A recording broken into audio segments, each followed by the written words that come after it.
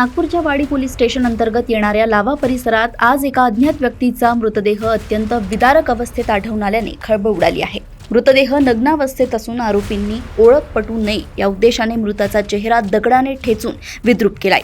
स्थानिक नागरिकांनी रक्ताच्या थारोळ्यात पडलेला हा देह पाहिल्यानंतर तातडीने पोलिसांना पाचारण केलंय। घटनेची माहिती मिळताच वाडी पोलिसांनी फौज फाट्यासह घटनास्थळी धाव घेतली।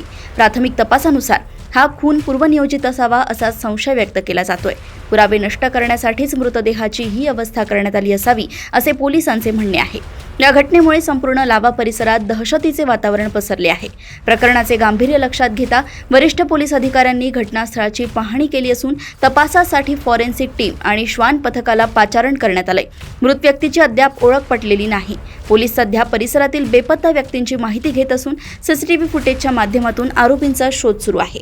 नागपूर येथून क्राईम रिपोर्टर विशाल सोबत ऐश्वर्या शिंदे यांची रिपोर्ट।